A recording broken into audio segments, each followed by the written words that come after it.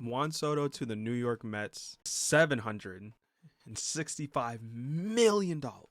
We all knew kind of like the Mets were the front runners. It seemed like one of the two New York teams were the big heavy favorites, even though there was reports that neither New York team was a favorite. Juan Soto was going to stay in New York, whether it was in with the Yankees or with the Mets. All over social media, it has been the talk of the last 24 hours. The largest sports contract in history. You have Juan Soto, a 26-year-old, go play out the rest of his prime, the rest of his career. You guys want to kind of get my full thoughts on just like the free agency of Juan Soto itself, you guys can check out the Juan Soto video I did a couple weeks ago. The idea that Steve Cohen had no problem outbidding any team that was trying to bid for Juan Soto. It was the idea that I thought initially he was going to get around $600 million. You see reports on the Mets and Yankees, it's going up into $650 to $700 million. The purpose of today's video is just the reaction of the move. Pretty much when I was at work, I had all day today to kind of figure out what I was going to talk about and figure out my thoughts about Juan Soto going to the Mets. The baseball world just set ablaze with this news, and I believe John Heyman was the first to report it. Juan Soto signing the contract last night. He gets a $75 million signing bonus up front. He does have an opt-out after the 2029 season, and I believe if he does in fact opt into the final 10 years of the deal, he'll get an additional $5 million per season. So pretty much this contract, when it's all said and done, could potentially be even more. I know some people were throwing out the $800 million number. This is the sign to Mets fans that the Mets are absolutely serious about and trying to be a contending team. As you know, they went to the NLCS last year and lost to the Dodgers. Bringing in somebody like Juan Soto, surrounding him with Francisco Lindor, Mark Vientos. Pete Alonso's still out there in free agency. I'm not sure if they would still try to retain him, try to bring him back. Soto signing, you're going to have free agents over the next few years want to go to Queens to be able to play with Lindor and Soto and really start building a contender up. Kind of curious to see how they go and fill out the rest of the roster now that you're bringing in somebody like Juan Soto. People will go and say that Juan Soto is getting paid more than Shohei Ohtani, and that just doesn't sit right with some people apparently.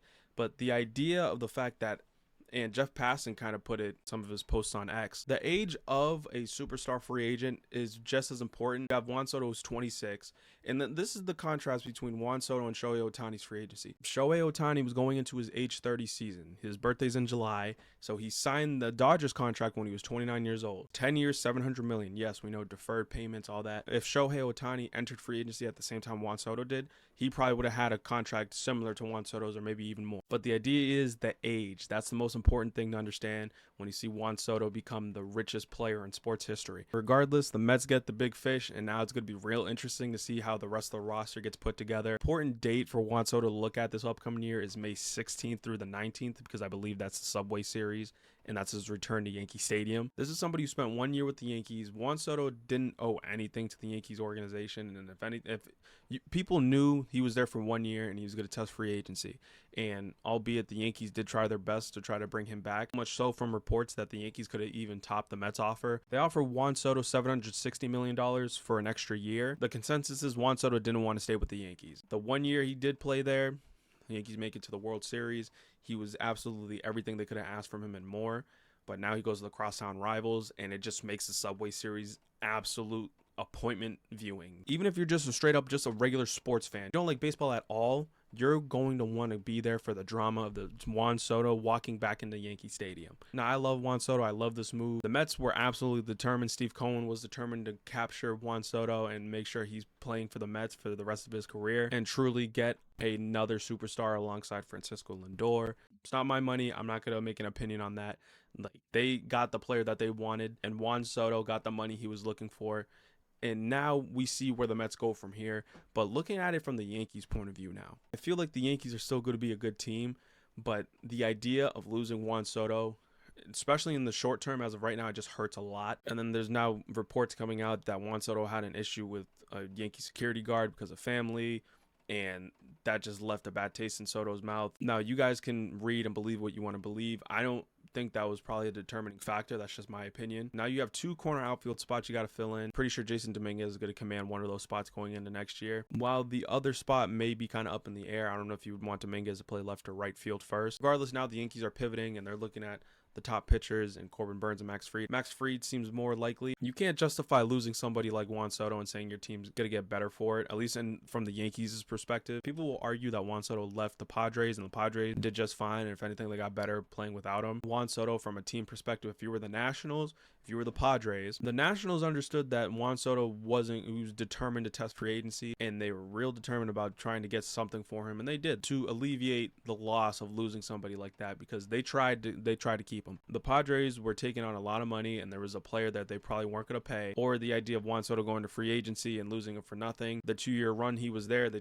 end up trading him to the Yankees. They bring back Michael King. Looking about it now, the Padres definitely win that Juan Soto trade. Obviously, it would have been a different story. The Yankees end up winning the World Series. Most important thing about that said trade, bringing Juan Soto in, was being under the impression that you were going to be able to keep him. Now you look and try to bolster the rest of the roster, not in the same realm of where the Nationals were, because obviously I feel like it's a combination of the two between the Padres and the Nationals with the Yankees case. Juan Soto leaves, and now you have to try to course correct yourselves. Core is aging, so the Yankees are on a timetable for like the next 4 to 5 years to try to compete. Matt Hanifan, one of the resident Yankee fans here at Vendetta, he put it best: you don't want to make reactionary moves off the back of losing somebody like Juan Soto. That was pretty much the overall message I took away from what he was saying. I agree 100%. I agree with the fact that the Yankees do have to do something, because now their fan base is pissed off. A year ago, you bring in Juan Soto, pair him up with Aaron Judge, create one of the scariest offensive duos we've seen in a long time. Both those guys were healthy, and both those guys mashed over the course of the season. Now it's the idea of how the Yankees are going to course correct and bring in players. Go after somebody like Teoscar Hernandez. Do they find and grab somebody like a Pete Alonso to play first base? I feel like it's a blessing in disguise, because now you have the Mets on the hook for all that money, albeit in, the prime years of Juan Soto. But again, we can be under the assumption that Juan Soto entering his 30s is still going to be the player that he is. I feel if he stays on this path, he might start aging once he starts getting into like 34, 35. At that point, you're kind of just using him for his bat anyway. Mind-boggling that he was a Gold Glove finalist. But for the Yankees, they're going to be able to have flexibility to bring in more names and for a lot less money compared to a $750 million.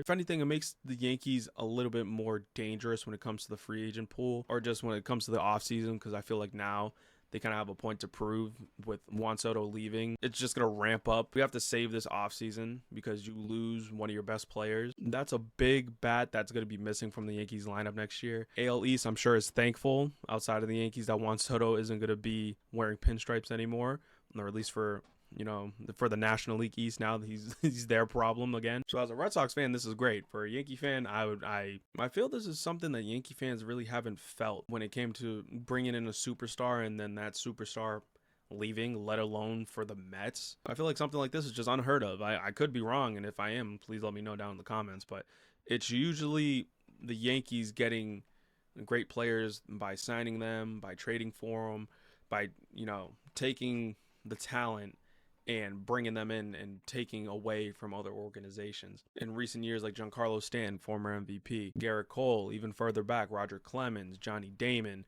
and the list goes on. None of those names I mentioned were, in their primes. One would be Giancarlo Stanton. He went to the Yankees when he was 28. I can't think of a time that the Yankees were the ones who were on the other end. The Yankees were on the other side of that fence and watching a great player for them leave. I'm pretty sure I wasn't the only person who thought Juan Soto was going to stay being a Yankee. Like, the Yankees were always known for bringing in great players and not letting them go. So I feel like it's a weird twist of fate this week for a lot of free agency and a lot of offseason moves, especially with the winter meetings going on. This week is going to be really interesting for a lot of teams.